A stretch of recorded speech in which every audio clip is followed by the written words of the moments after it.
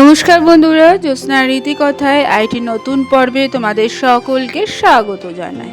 বন্ধুরা, সনাতন হিন্দু ধর্মে যে কোনো দেবদেবীর পুজো করতে গেলে দুর্বা ছাড়া পুজো সম্পন্নই হয় না। তবে গণেশ পুজোয় দুর্বার বিশেষ গুরুত্ব রয়েছে। আগামী 7ই সেপ্টেম্বর গণেশ চতুর্থী। তার আগে জেনে নাও কিভাবে দুর্বার ব্যবহার করে গণপতির আরাধনা করতে হয়। সনাতন হিন্দু ধর্মে গণেশ চতুর্থীর দিন বাড়িতে গণেশ এনে স্থাপন করে তার পুজো করা হয়।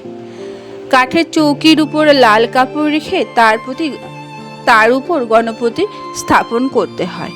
অবশ্যই গণপতির বাম দিকে দুর্বা দিতে ভুলবে না। তোমরা যদি কোনো ঋণের জালে জড়িয়ে থাকো, তার থেকে মুক্তি পেতে চাইলে গণপতির আরাধনা করো এবং তার সঙ্গে এই দুর্বার ব্যবহারটি করতে পারো।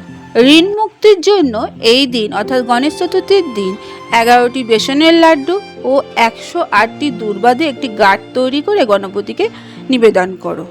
তাহলে দেখবে ঋণ থেকে মুক্তি পেয়ে যেতে পারো। আবার যে কোনো মনস্কামনা পূর্ণ বা কার্যসিদ্ধির জন্য দুর্বা ঘাসের টোটকা তোমরা ব্যবহার করতে পারো। এই গণেশ চতুর্থীর দিন 21টি দুর্বা ঘাস নিয়ে তৈরি করো একটি গাঁট এবং একইভাবে 11টি দুর্বা নিয়ে তৈরি করো আরেকটি গাঁট। এরপর সেগুলো উমাপুত্র গণপতির চরণে নিবেদন করো। এরপর ভগবানের চরণে তোমার মনস্কামনা নিবেদন করো, অর্থাৎ তাকে জানাও যে তোমার মনের মধ্যে কি ইচ্ছা আছে, তাহলে ভগবান তা পূরণ করে দিতে পারে। আবার এটাও বিশ্বাস করা হয় যে গণেশ চতুর্থীর দিন গণেশকে দুর্বা নিবেদন করলে তিনি অত্যন্ত প্রসন্ন হন।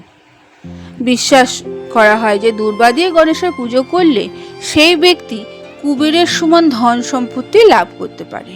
তাই অবশ্যই গণেশ চতুর্থীর দিন এই শুভ তিথিতে দুর্বা অর্পণ করতে ভুলবে না, কারণ দুর্বা ছাড়া গণপতির পুজো অসম্পূর্ণই থেকে যায়। তাই দুর্বা ব্যবহার করে গণপতির আশীর্বাদ লাভ করতে তোমরা কখনোই ভুলো না। আজকের পর্বটি এখানে আমি শেষ করলাম। এতক্ষণ আমার চ্যানেলটির পাশে থাকার জন্য এবং ভিডিওটি দেখার জন্য তোমাদেরকে অসংখ্য ধন্যবাদ।